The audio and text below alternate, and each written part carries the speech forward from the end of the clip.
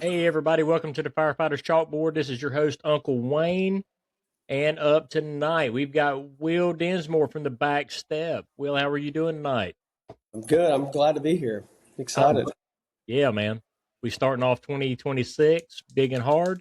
And starting off anything, I want to throw my shout outs tonight.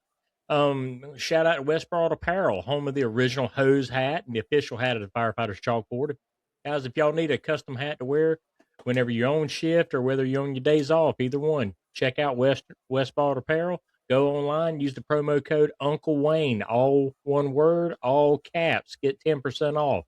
My next shout out is going out to Stash Salt. Their mission is to inspire men and raise the standard of grooming one morning at a time while giving back to the first responder families in need. Go to stashsalt.com, get some of the best mustache care products available. What I use, mine looks great, and it does because of Stash Salt. He's such a good guy. I love him. I love him to death too, man. He is so awesome. Awesome. Both of them are. Both of them are great. And Russell and Griffin, I mean, they are great guys. We need to support them. They're some super cool firemen. Both of them working hard and still trying to get the message across. And both of them are trying to put out great products for us to be able to use. Absolutely. So, tell everybody about Will. Oh, well, not a whole lot. Been in the fire service for going on 11 years now. I run the Backstep on Instagram. I also run the Backstep Fire Training on Instagram. Really just trying to, like you mentioned, just get that message across, get that training across, and mentorship and leadership just to the guys who are coming up through the ranks. So I'm just doing my best to be a part of all that. So Good deal. You have come to the right place to talk to somebody about mentorship and training. I Uh, love it. I love uh, it. yeah. One of your good friends throwed your name out and said, shot me a message, said, "Hey, you have got to get this guy on. He's super good. He's got a lot to talk about." Said, if you get him started, all you got to do is just point him, be quiet, and he'll run the whole podcast for you. That's Uh, right. That's right. so, but now let's start it off, Will. I mean, because you're running social media, and your social media a lot of times is talking about training and mentorship, which is right up my alley. I'm super interested about it. I'm sure there are other people that are too. Yeah. So, tell us all about it. Wow. So it started. It started weird. It did not start out to be a fire page, but I had some great connections early on that kind of led me in this direction. Um, I wanted to kind of set a page in a different alley than the typical ones. I think I see a lot of posts where like we get to do this, and it's a picture and some hard rock music, and I'm like, yeah, we do get to do this. But I think it creates some sort of like false narrative upon like what the fire service actually is, and I think the fire service truly is a whole. It's nothing but learning for your whole career, even if you're a career staff volunteer, you're learning consistently throughout your entire period. So I kind of wanted to show that, and I wanted to be vulnerable with myself, and just kind of show what I do. And maybe that would promote, and it was really meant for local guys around my area. And like tonight, I had guys from Germany and Chile reaching out and asking questions about training stuff, and it was never intended to go that far, but it's God's blessing that it did. But it was just meant to show me just trying things or just going on calls and asking questions. And so it blew up. And by God's grace, I've been able to reach so many people and just learn so much from everybody else. And that kind of ties into like the training classes and the training company and the cadre that I run, and where we just go out all over the country and teach. We're there to show kind of things we learned, but we're not there to strictly drive a drill or a technique into somebody's brain. We're there to just offer ideas and just give guys reps and just let them have fun. I've seen a whole lot of stuff and it really hit early on with the page and the social media. Just some guys are intimidated to say anything at work. And so they message the page and they're like, well, I want to try this. I'm just too scared to ask anyone. So what do you think? Or can I send you a video? And it drove it hard. And so the classes are really just built around, it's super inclusive. Like if you're a 10-year guy that rocks, a 6-month guy that rocks, or you're not the best all around, you're just trying to come out and learn. Like that's what we're there for. Like you will never be told you suck. You will never be told that that's the wrong way. Like I tell every class I've ever taught, I will show you how to flow water upstairs, but if you flow water upstairs with holding the hose line between your feet and walking on your hands up the stairs, that is amazing. And I want to see it so I can learn how to do it, but you're getting the task done. Like it's about completing the task. It's not about just, I told you to do this, you better do it. And so I've been driving hard. And recently I've been hitting very basic things. I'm a basic guy.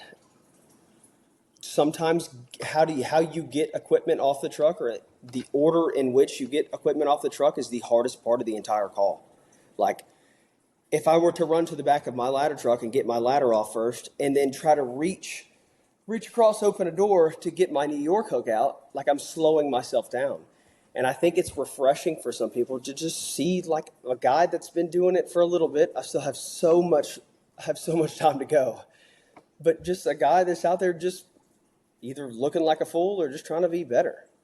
And it's worked, and I love the engagement that it's had upon everybody. I love the messages. People will message me and say, why'd you do this, or how did you do this, or can we FaceTime so you can show me when you're at work next? And we'll FaceTime, and they're like, man, I appreciate you actually answering me. I'm like, man, I'll give you my telephone number. I don't care.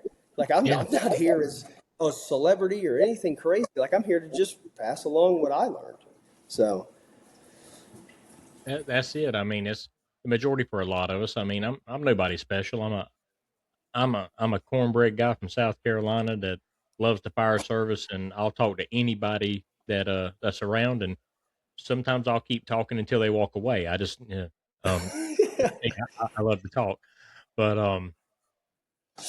when we love the job, we don't have a problem talking about it, and it's okay. And look at so many people we have a chance to inspire that are young, and we can show them that love for the job, yeah, and we can plant that seed in them so they love the job. It's like with me being an instructor, my job's teaching every day, and it's hard for me to expect my students to be excited about learning if I'm not excited about teaching. yeah, yeah. That ties in very well. We that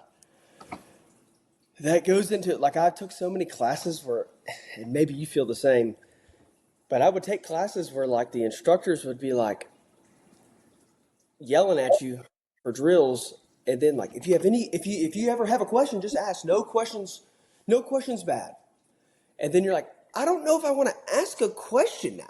Like you just screamed at me for 3 hours, and I'm kind of scared. I want to go home. Dude, And I grew up in the early '90s in the fire service. Screaming was a daily ritual. like just, and I learned differently. Like if you call me a bad word, like I'm shutting down. Like I'm that's it. You're getting nothing out of me anymore. But if you come to me and say, hey man, I'm disappointed in you because I know you are better than that. Like I'm like, I am. And I'm going to step up to the challenge and I'm going to rip it. So like it's just all founded upon, and like even the posts I make and especially the trainings, and like the guys that I've got teaching with me are just absolutely the best in the entire fire service. And I will stand by them forever. It's just an inclusive thing, man. Like somebody does something wrong, or in your brain, we're firemen, we're human. Like you'll see something like, gosh, I'm not sure about that. Like where you're not going to go to them, and none of my guys go to them, and are like, what was that? Like it's like that was wild. Like let's walk through it. Let's walk through that together because that was kind of cool. But I want to know why you did it. And you're getting the buy-in with somebody when you're feeding into the things they already know, instead of just saying, hey man, you're dumb, you suck, but I'm going to show you how to be better. Like, hey man, I like that hurts my feelings. And it's something I never thought I'd be of, because I kind of grew up in the same fire service as you. Obviously, it was 2015 it was a different time regardless, but the house I was at as a volunteer and a junior, like taught me so much, where it was still that kind of strict, hey man, you're new, don't speak, don't talk. If we want to speak to you, we'll talk to you. And you're like, oh my gosh, like this is crazy. I just came into high school, like.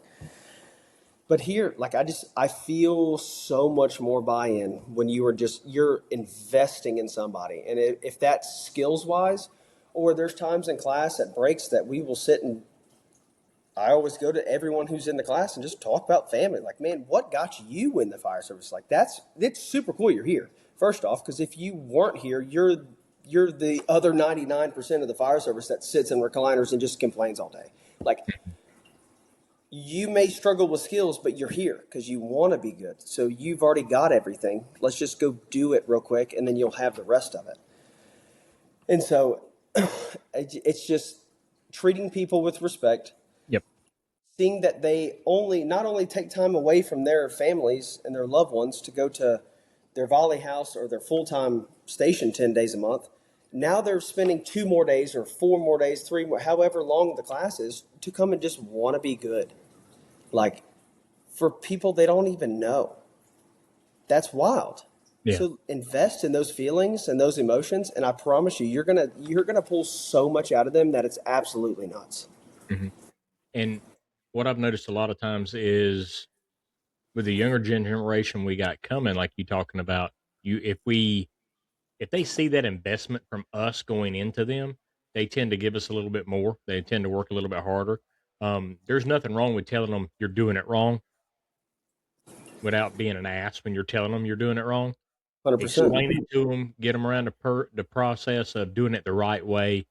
And a lot of it's got to do with, and I talked about it in some of my writings and stuff I've done, is a lot of it, we're dealing with the products of COVID as far as people. A lot of our college age kids that come out, a lot of them coming out of high school, they were dealing with COVID. They were, to start off with, they were socially isolated from everybody. They didn't have, coaches and, little league ball or whatever else, coaching them and bringing them up. They didn't have teachers trying to mentor them. A lot of times, I've said it before, I'll say it 100 times again. A lot of times, whenever they come to us for training, if we're truly trying to invest into them, a lot of times we're some of the first people that ever gave a shit whether they passed or failed anything, and Mm-hmm. they don't know how to react to that. And a lot of times they're like, "Whoa," and they take that so much more when they see us actually having that true interest in them doing better. No, at the same time, if they're not cutting it, we have to be honest. We can be honest and tell them you got to tighten up or you're going to be gone. Mm-hmm. But we can do that without acting like I'm a drill sergeant on top trying to throw knife hands at somebody every word I'm saying. Because if we do that, just like you were talking about earlier with somebody cussing you, they're going to lock down and you're not going to get anything out of Yeah, yeah. And them. Agree? I think it goes back to a mentorship and a leadership spot of like, what setting am I in?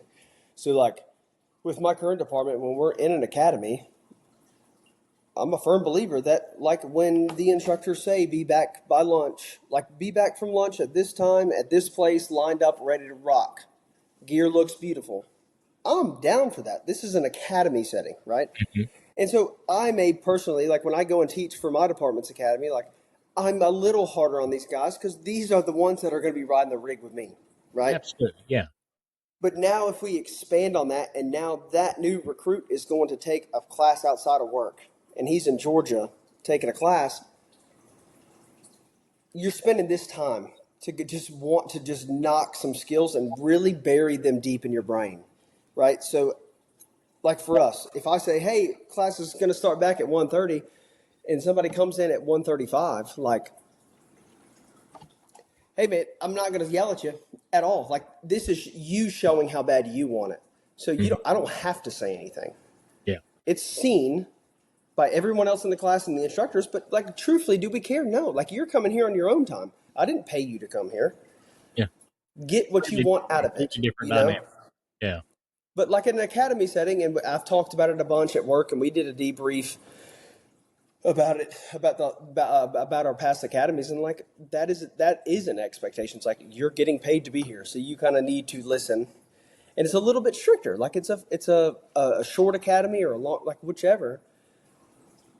you've kind of got to lay in a little bit. I'm still one of those that I'm like, I just want to have fun, man. Like the fire service is so much fun.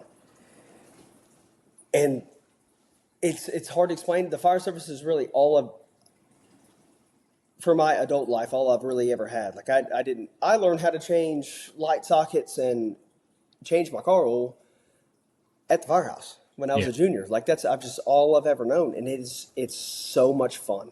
And it hurts to see people when they're like not having as much fun. You're just like, dude, let's have fun together. Like, let's rock out with this.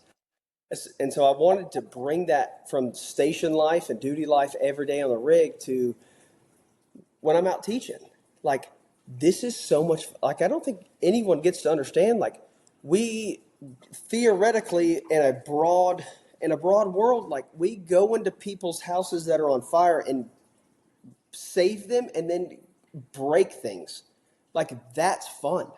You know how much fun that is? Like, I can't walk through I can, but it's expensive. Like, walk through and just break lights or just pop holes in ceilings.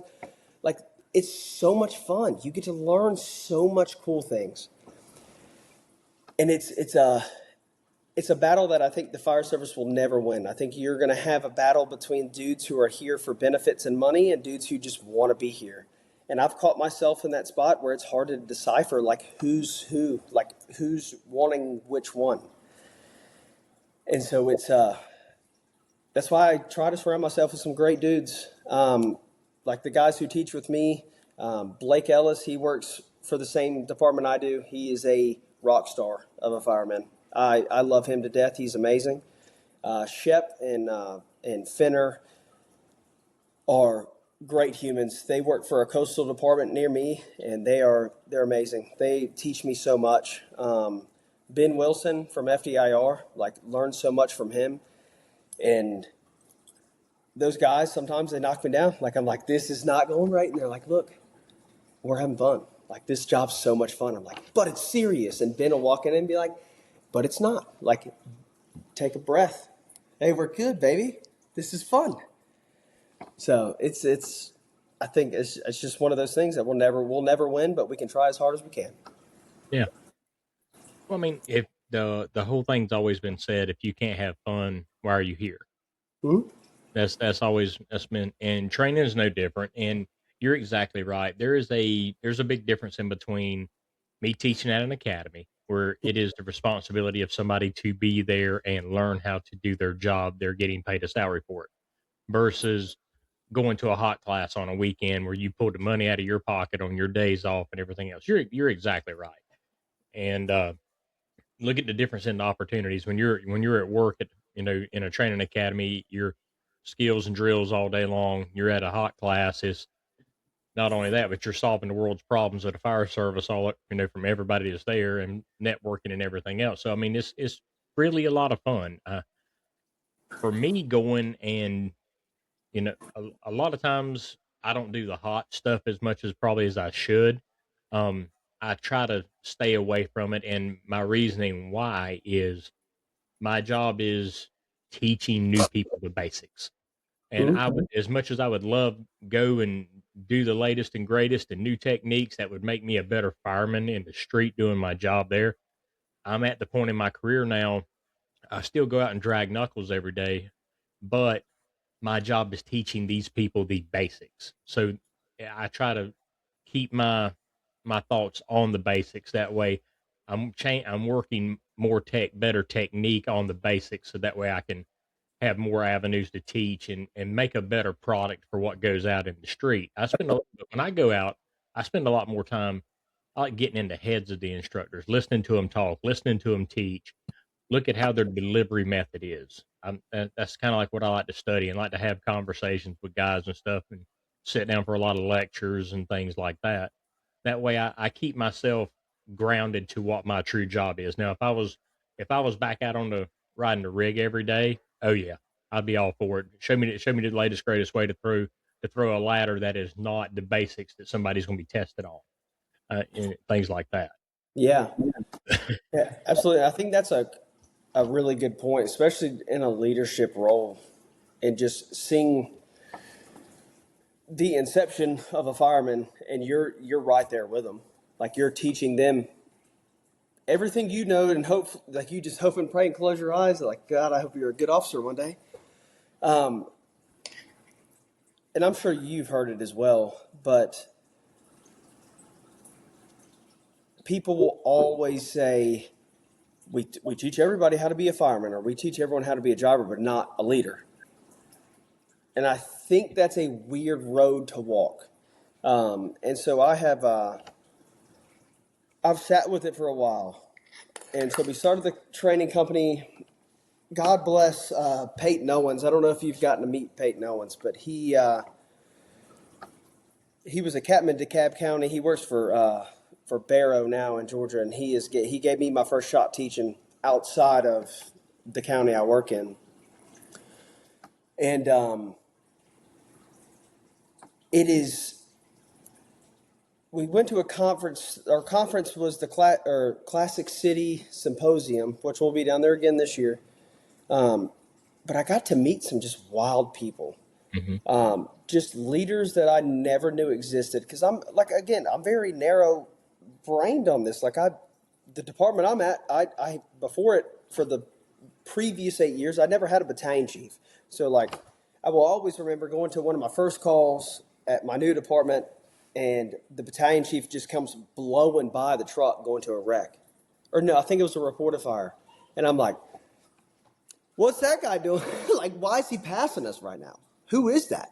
And they're like, it's the battalion, man. He's going to get there and tell us what's going on before we get there. So that way we can go do our job. I was like, that's crazy. And so that was my first, like, meeting my last battalion was a blessing in itself. Like, it's such a great leader, like really, really good guy. I got moved recently to a new shift. My new battalion's great as well. I've known him obviously as long as I've worked there, but just in passing, like, seems like a really, really great guy. I'm so excited to work for him. But sitting down there, like, these guys have so much experience. And I'm a no-name kid just down there, like, teaching an engine class. And I got to meet some really cool people. Chief Bo Butler. I don't know if you've ever talked to him or you know of him. The best human being I think I've ever met. Faithfully, just as a man myself, and then relationship wise, like, he's just the man to go to. He has taught me so much about leadership and the passive leadership and servant leadership styles that are just absolutely nuts. And I think it is just it's a weird road to walk. Like, and I think the whole fire service itself is just weird, where you're trying to get a point across, but you don't want to offend anybody, but you still want people to learn, but you don't want them to feel like they're left out or they're not good enough. And Bo is a really good avenue to learn all that from. And so I learned from him that it's not just how you instruct or how you talk to people, but it's your faith in God that really pushes all of that, and it combines it all. And I was talking to another guy that I met down there, and he just blatantly said, have you ever met a really good leader at work or a really good chief that was not fit, like had no faith? And I was like, I mean, in a quick thought, no. Like, truthfully, no, I haven't. And then I met Bo like literally 15 minutes later, and I was like, this just proves the point. I was like, this is weird. This is super, super weird. But he's indulged himself a lot in people he's never met and young guys in the department. And I've followed on that coattail where it's just wanting to be someone to talk to, someone to learn from, but yet they don't know that I'm learning just as much from them, which is pretty cool. I'll say that a lot of times, more so in the last 2 years, my students have taught me so much more about myself than I could have taught them about the fire service. They truly have. And sometimes we get it when we don't know we need it, and we needed it so badly to try to give us a different thought process of how we're doing things. But I love what you were saying a second ago, and I'm going to throw you. I'm going to throw you something, and I got a feeling you'll like it, and feel free to use it as much as you want. So one of the things I tell my people, I call them my kids, because is I don't teach you to be a fireman. I teach you to be a public servant, and the way we serve is by being firefighters. Hmm? And they kind of look at me cross-eyed sometimes when I say that. I'm like, you're going to learn how to be a firefighter before it's over with. But I'm going to teach you to be a public servant. So that's getting that mindset, just like you're talking about with that servant mindset, getting in that mindset that no matter what, we're going to serve Mr. and Mrs. Smith to the best of our ability. And we're going to do that through being a firefighter. But the Yeah. mindset of serving that person first through our task of being a firefighter. It's just flipping the script just a little bit to get them in the mindset of, yeah, we're going to learn everything there is about becoming a basic firefighter. I'm going to give them the basic foundation approach of it, because that way they can go out to the true trainers at a fire service, which is the senior man and the company officer that's going to teach them the rest of their career. I didn't do nothing but get them started and hopefully got them hungry to where they really want to go out and learn more. But to get their head screwed on straight, so they truly look at it as, I'm doing what I'm doing so I can serve a person. I can Yeah. provide service to that person.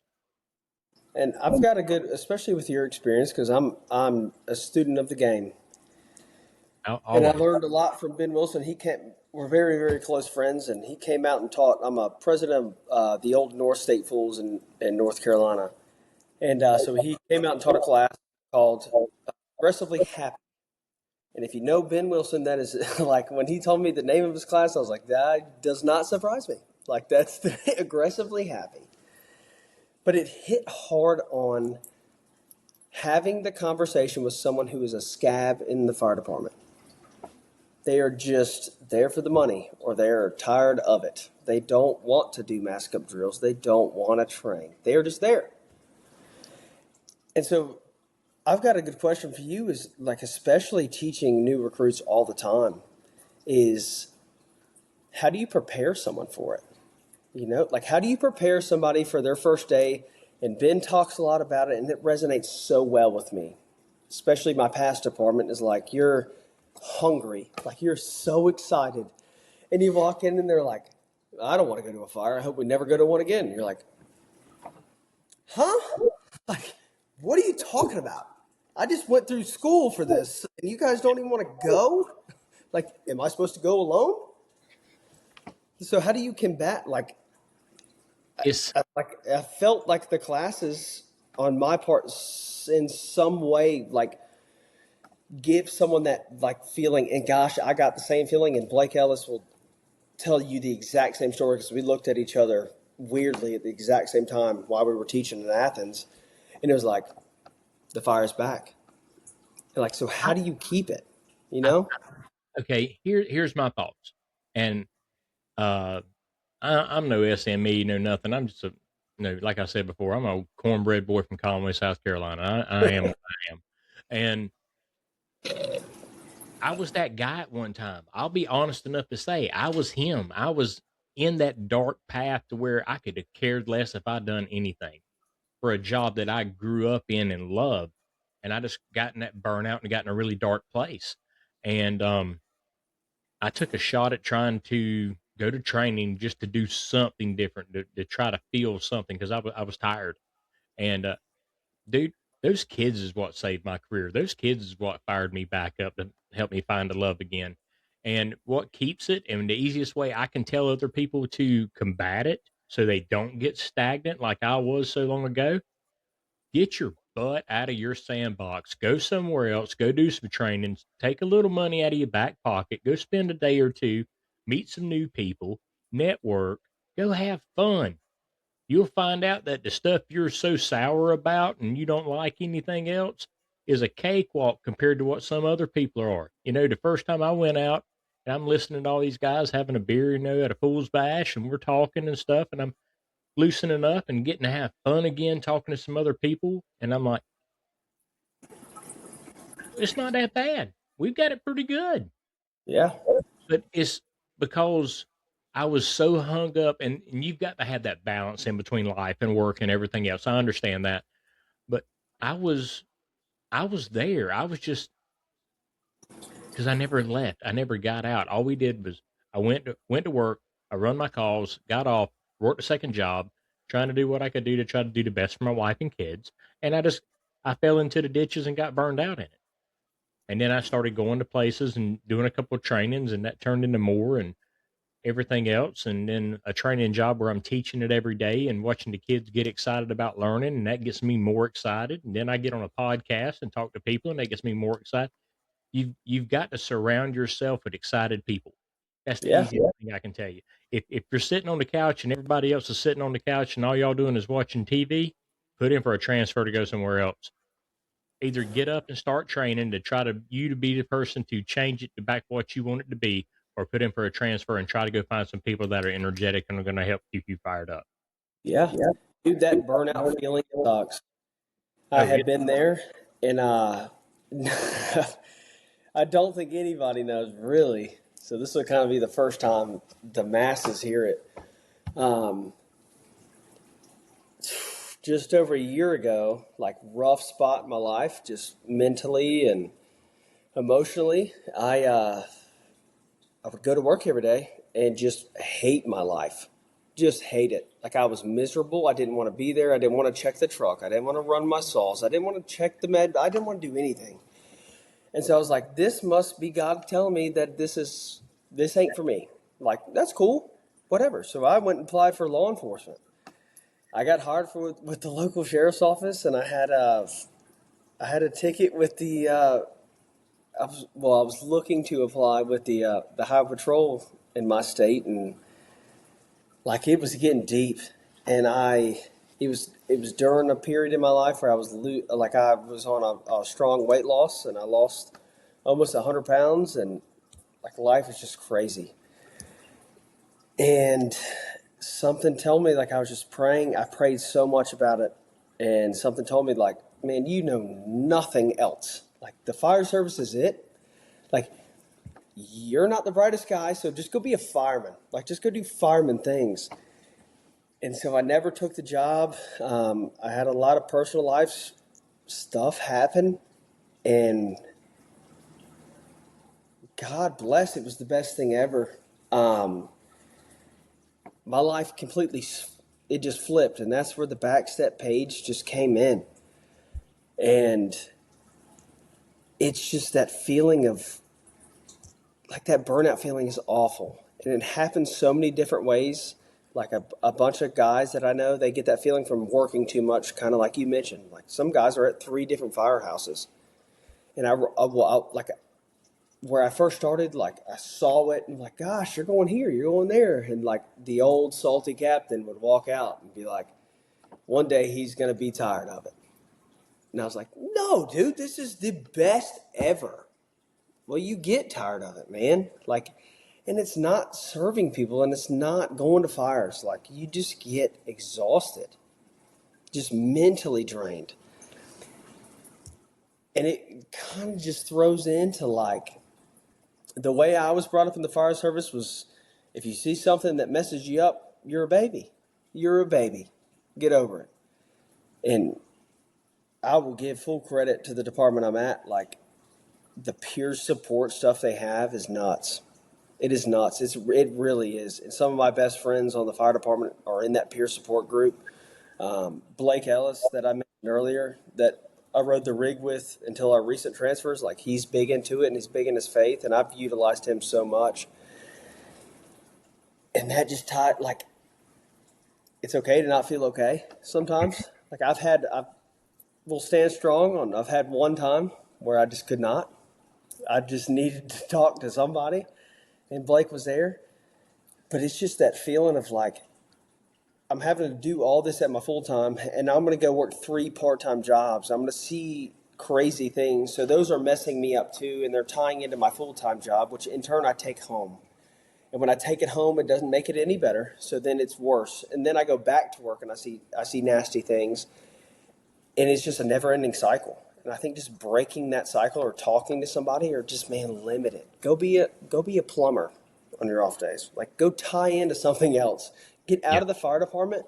But I always encourage dudes, like, go do something that kind of relates.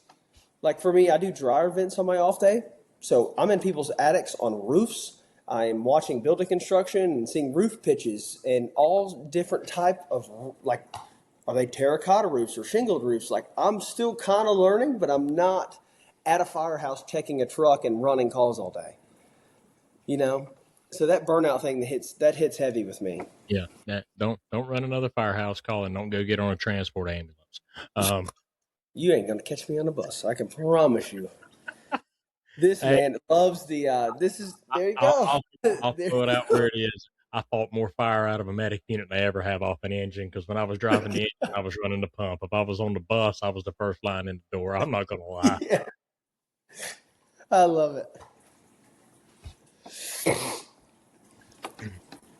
I learned that I can get there a lot quicker in that medic unit than I could in the pumper. Now, don't get me wrong, I love my engine, but I did not. I didn't gripe about my time on the bus. I rode my fair share and fought a lot of fire off the medic unit. Had a real good time. Yeah, I just can't. So no one around us does like fire medic or fire. Like no one, no fire departments run medic units except for when you start heading east, like towards the coast. They'll start doing it a little bit, but like I'll be real at 3 a.m. Like I'm excited for that. Here you go. Yep, trouble breathing. See ya. Like I've always wondered, like in the back of an ambulance, do you just like, so what's your middle name? Like, what do you talk about? Like like I have no idea. I'm good just passing it off and heading back to the house.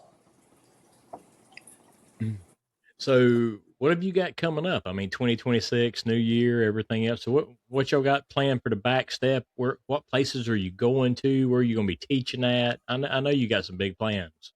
Yeah, so we've got Johnston Community College is hosting us. It's May 30th and 31st. We're doing an engine ops. It'll be under live fire, so that'll be pretty cool. That's new for us. That's a confirmed class. We've also got Polk County, Florida, October 15, 16, and 17, which will be a truck company operations class. So that'll be a lot of fun. We've got a lot in the works. We're working with Wake County Community College. We're working with Vance Granville Community College, a bunch of out-of-state classes. I just don't want to. I can't throw them out yet because there's no dates that I can throw out. But man, there's so much. There's so much. We're all super excited for it. Everything from basic engine stuff and truck stuff to those leadership courses where it's not so much sitting in a lecture hall. Like we're going to put that leadership course through a fireground scenario, just very broad because SOGs and SOPs play a factor in some operations, but just having those guys in the fireground, just learning crew management is huge. And again, like we complain that we teach firemen how to be firemen, but not leaders how to be leaders. So we'll do it. I've got some really solid guys that are going to be there and teach people how to be leaders. So there's a whole lot in the pipeline.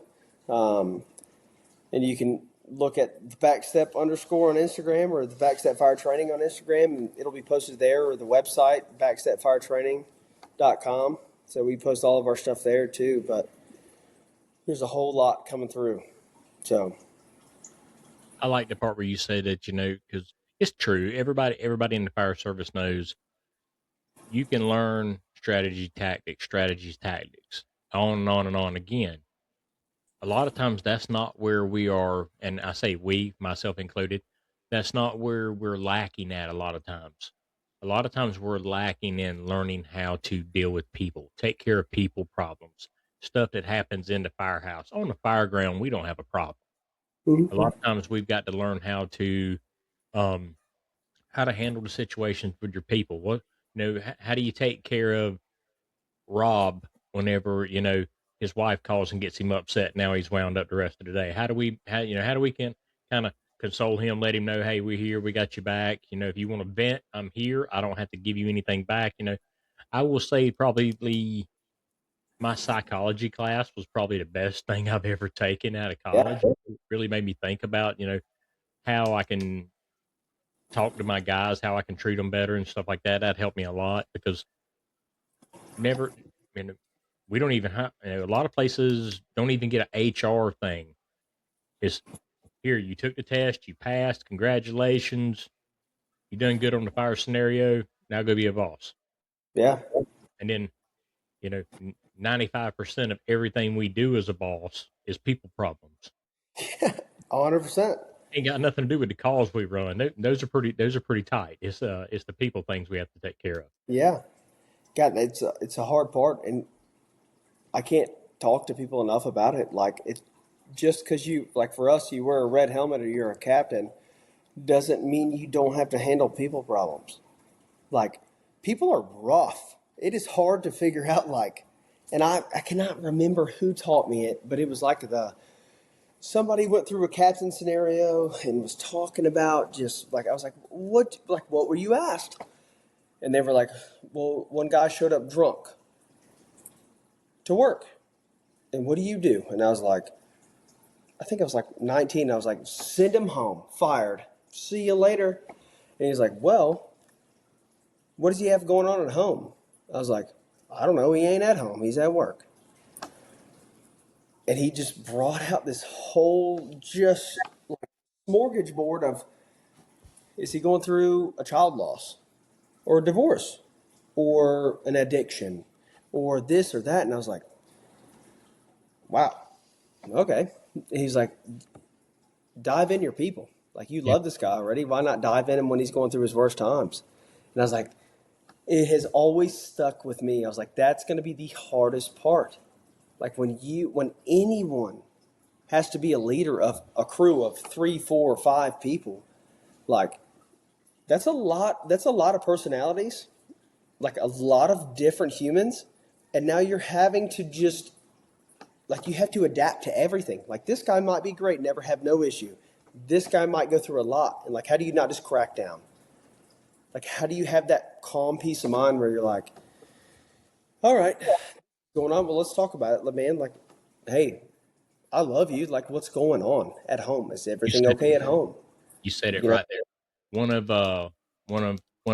of my guys I work with that passes on nuggets of wisdom all the time. He does it on the platform everywhere. Probably the best piece of advice he told me a long time ago was care enough about your people to love them, and that's all you got to do. Yeah, Loving your people and caring about them will make it where you do the right thing for them. 100%. And getting to that point's rough sometimes. Like, I'm a big proponent in diving in someone's personal life. Like, if you are on the rig with me, I want to know everything about you. Just because I'm not nosy, but like, I just want to know. Like, do you have kids? Like, how old are they? Like, they go to school? That's great. What did you do before this? Oh, you were a welder. That's so much fun. Like, tell me. I just want to know everything. Because when we want to correlate our crews and be family, like, I know what my family does. Like, I know everything about my family, their birthday, who they are, what they do. And so if I'm going to show up to the station with you for 10 days a month, I want to know everything about you, right? So now that kind of ties into when things go down, I'm like, hey, he's already mentioned it. Like, I know. Let me go talk to him real quick. We can have a conversation about it, you know? It's huge. That plays into mental health. That plays into just running calls, like the performance of firemen on calls. And that's huge. Well, it truly, like you talk about getting to know your people, it gives you an open window on how to mentor them. What is their background? What they have? What is going to make them tick and give where you can help them grow the best. Yeah, You absolutely. can't do that without an understanding. Is everybody's not a cookie cutter. When I teach, a lot of times I say, I sit down with my students and I say, try to find out their learning background, what worked for them, whatever else. I try to look at things a little differently. It's a little, different than the way I was taught, and probably different than the way you were taught. And Mhm. it goes to what is their learning background? Because I promise you, it's a little easier for me to change my delivery to where they can understand things better than it is for me to get 25 or 30 people to change their way of learning they've had their whole life just to listen to the way I teach it. Yeah.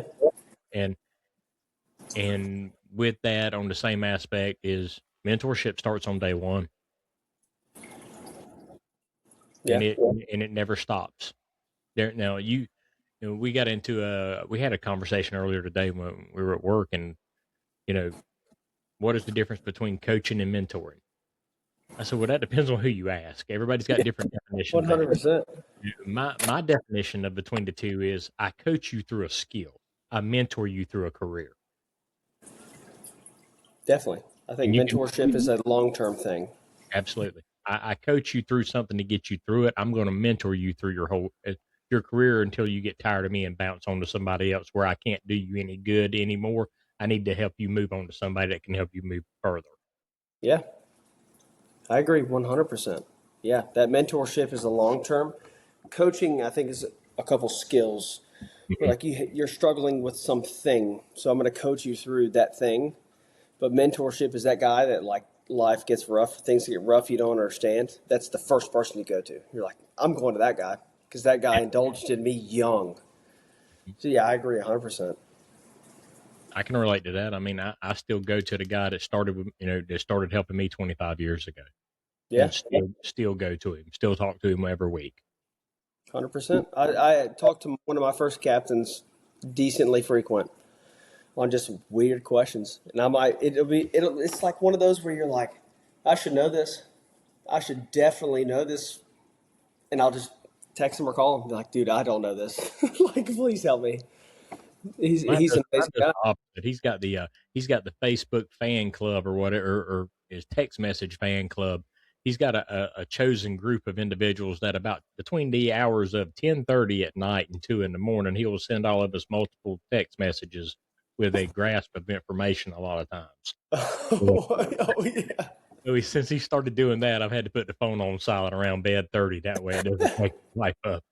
And I'll get up in the morning and say, well, yeah, but he was teaching a lot last night. And then I'll Yeah, start. that's right. He was on it. He was teaching a whole class. That is awesome. Yeah. But I mean, he's still digging. He's still trying to teach. I mean, and then he'll It'll text never me leave. later that day. It'll never leave us. No, I really don't think it'll ever leave us. no. But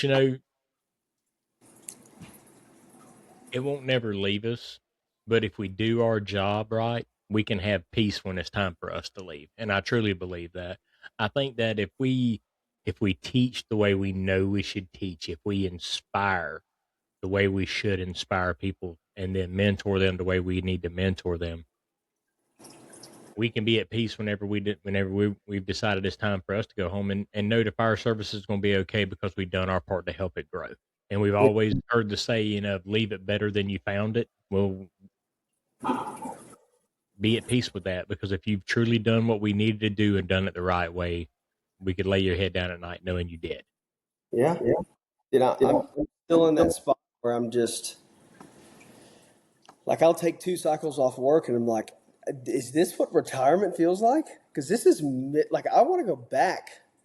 Like, I can definitely see myself being that old groggy dude that just comes right back. You're like, can you just go? Can you just go home? I'm like, no, I don't know what I would do. Like, I don't know what I would do. I'm hurting y'all by being here, but I don't know what I would do. Like, that's a whole nother can of worms to think about. Like, the day that you hang your gear up for the last time, like, I don't think I'll be ready. I wasn't talking so much about when you go to hang it up. It's having the mindset of, if today is my last day, did I do a good enough job doing what I need to for the fire service to be okay? Yeah, In my mind. And that's the way we should look at it every day when we go to work, when we're trying to work with people, we're trying to inspire people, lead them the right way, mentor them, things like that.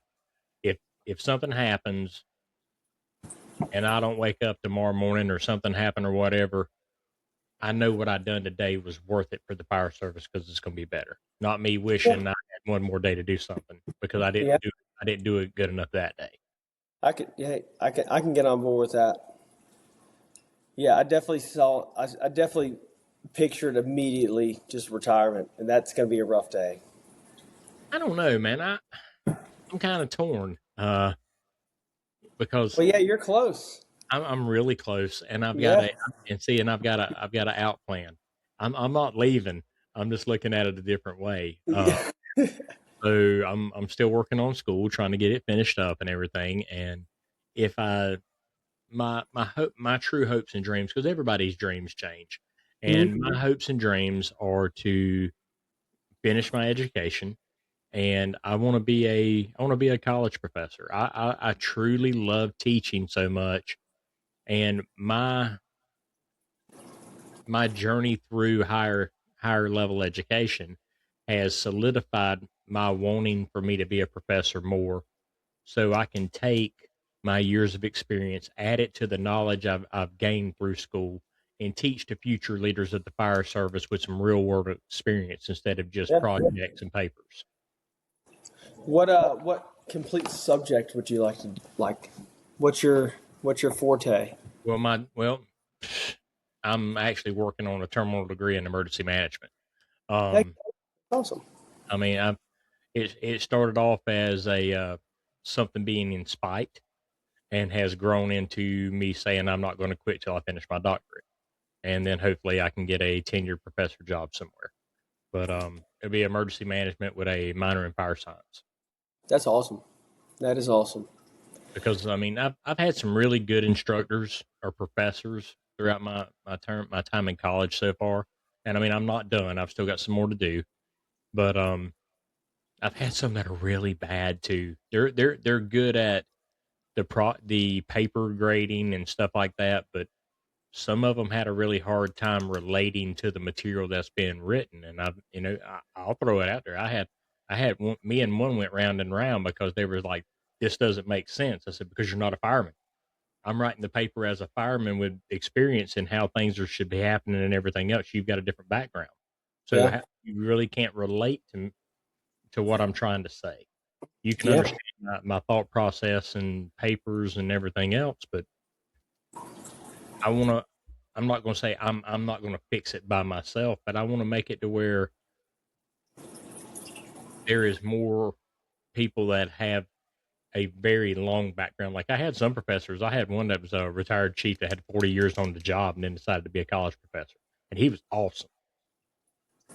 But then I've had some that I got one that's like 2 years older than my daughter, that's got a emergency management degree, but at 27 years old, how much emergency management have you really been doing? Yeah. Dude, that's I mean, such a good point. Is like leadership wise, it's not always tenure, but it also is tenure at the same time. And good leaders or good teachers teach you, in my opinion, just as much as good ones do. Because in my brain, like you get a crappy captain on the line, and you're like, I'm learning so much right now because I don't want to be like that guy. Like, I had a lieutenant like that when you're I teaching started me out. Yeah, everything I don't want to do. So, and someone's got to do it because if you don't know what not to do, you're just strictly learning one direction where you're like, this guy's good. These are great. Instead of like, this is awful. Like, I am now learning what I do not want to lead a crew as. I'm now learning what kind of leadership style I am not. Like yeah, I'm definitely heading this direction, not this direction. And so if you never see it, you never know. Like you're just kind of lost in the sauce. You just wander around life like everything's great. So that's kind of huge though. It yeah. really is, especially development wise for us. You got to know what's awful. You got to see it. You got to work for it. You got to work with it. You got to know it because that pushes you the opposite direction and pushes you further into being better. So I really like that, and I respect that a lot. I don't know if I could teach in like a classroom setting. I think I would like just talk in circles the whole day. You get used to it. It's nothing. It's nothing crazy. I mean, it's just when you find your passion about it, you can talk about anything, and it's just no different than anything. You study what you're going to present whenever you go to teach somewhere. I have to do the same thing. I have to study my lesson plans and stuff because I teach from memorization of shooting from the hip instead of somebody that stands behind a podium and reads a lesson plan word for word. Can't do it. Drives me crazy when somebody does it to me. I'm not going to do it to somebody else.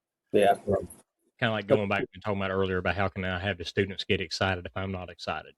I want it to be like I'm preaching more than I'm teaching, where I'm wound up and waiting for somebody to throw the hand up in the air and pass the plate around the back and everything else. I want people to be into it. 100%. It fires people up, man. That's what it's about. I love I hadn't seen no dollar bills come up and down the aisles yet. I'm waiting for them it. to try to make some side change. Uh,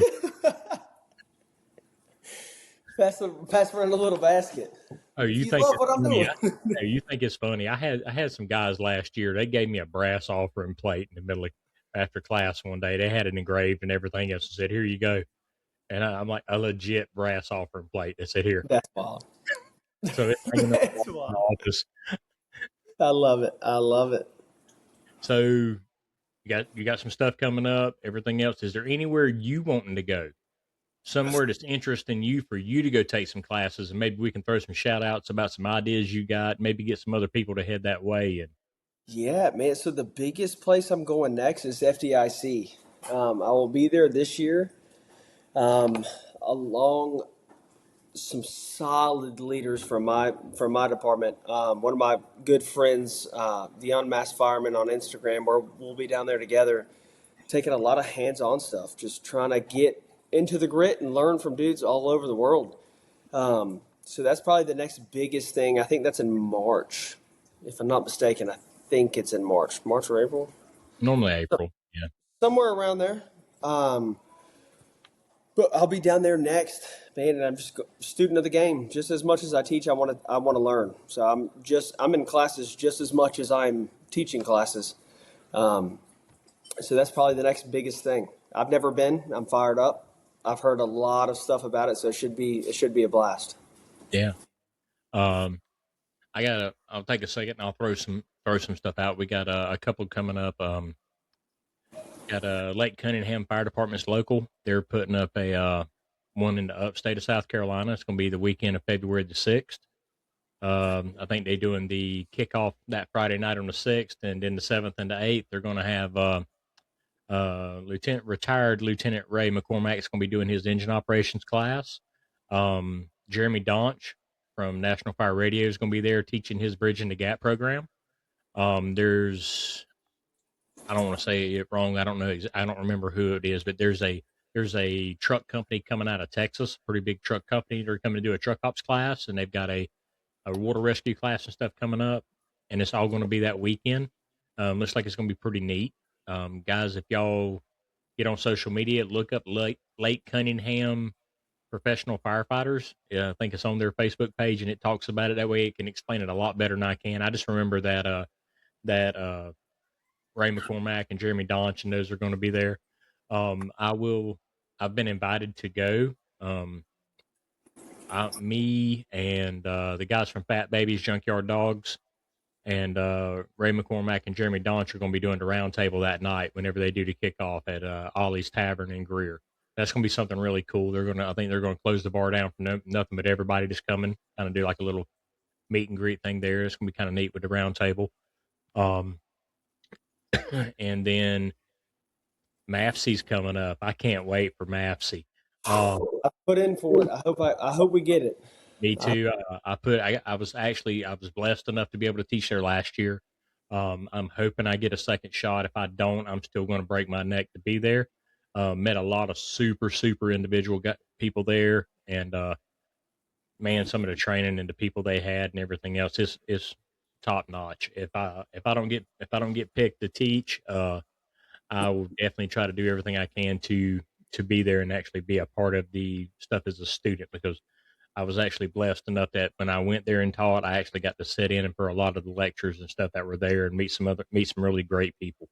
And that's gonna be a new every year. If I got anything to do with it, one way or the other, I will be there every year to learn and be around those guys. It was yeah, great. it seems great. But I hope we get it. Gosh, bless. I hope we get it. Yeah, it was a good time for sure. I was really amazed at the show they put on and everything they had set up, and it was top notch. I mean, because it's spread out so far. I was Yeah. uh I was at the Cobb County Center the whole time I was there, and it was great. It really was Heck super yeah. super super nice people, super hospitable. Um, just great people. Will we coming right up around that 1 hour mark, man? The chalkboard's yours. Write your message. Well, there's so much I could talk about. I think the biggest message that I want to get across is just get out and try new things. Just do things that you see online or you see in videos that people post or that you come up with your own brain.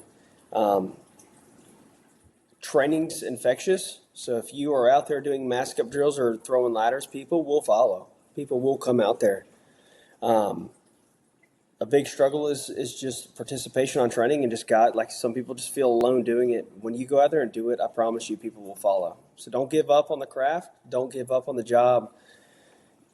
If your crew's the best or not the best, doesn't matter. Like, just get out there and do it. And you may change somebody's mind. And it's not about changing 100 people. It's about changing one person. If that's yourself or somebody else you work with, it doesn't matter how many. That's the number is irrelevant. So just get out there and make yourself better. I like it. The one part I like the best about it is it's not about changing everybody. It's about changing one, because that one will end up being two. That two will be four. It grows and is infectious, just like you said. As an 100%. awesome message, awesome last thing to put on the chalkboard. We're going to write it up there and leave it there forever and ever. Amen. Absolutely. So anybody wants to get a hold of you about Backstep, how do they do it? Yeah. So on Instagram at the backstep _ it's probably the easiest way. I've also got Backstep Fire Training on Instagram would probably be the easiest way if you have anything training related specifically. Once you DM me, I'll give you my number. I'm not a stranger to handing my number out. I love talking fire trucks and colors of fire trucks and things we do on fire trucks. It's a blast. It's the best job ever. So reach out to me there. I will always be there. I will always answer you. I promise you. I just had a funny thought when you said about the colors of fire trucks. The funny thing was the other day somebody was talking about yellow fire trucks, and they said they need to pull them outside in the sun and let them finish ripening up. Yeah. I love it. I love it. Everybody, thanks so much for being on tonight, listening to us talk. We couldn't be here without you. Your support's what helps us. Hit the like, hit subscribe, give us a message, tell us how you think we doing. Um, Thanks to Will for being on tonight. Thanks for the guys that are stepping up and helping us make things happen. Super thanks again to Stash Salt. Super thank for West Broad Apparel. Guys, go out and check these guys out. They're firefighters. They're firefighter run businesses. They do awesome products. They do great work. They try to get back out in the public. If you've got anybody on the show, anybody you want us to see on the show, send me a message. Email me, thefirefighterchalkboard@gmail.com. Send me a DM. I'll answer you. We'll try our best to get them on the show. We want this to be what you want, because it's about what you guys want to listen to. Um, you know, any kind of training events you got coming up, let me help you be your message. Don't also forget, we are working right now on February Fool's Bash podcast. All the Fool's chapters around. If you want what we're going to do, every chapter that wants to get on, I'm going to give you a half-hour podcast. I wish I could go longer than that, but we're getting a lot of them coming in, and I just don't have enough hours in the day with me working a full-time job and podcasting at night. But we're going to give you a half hour each. Talk about what's going on in your community with your chapter, what kind of training you got going on, what kind of events you got coming up. It's a way for you to tell the world what your Fools chapter is doing, so you can be proud of the work you and your guys have got going on. Send me a message about it. We'll get you a date. We'll get you locked on. We're going to run them the whole month of February. I'm going to do just as many podcasts as we can do. As many as we do, I'll put them out. If I can do 2 or 3 a day, that's what I'm going to do. The more the merrier, because it's about getting the message out about training, making the fire service better. Until next time, this is Uncle Wayne. Stay safe, keep learning, and don't forget to write your message on the chalkboard.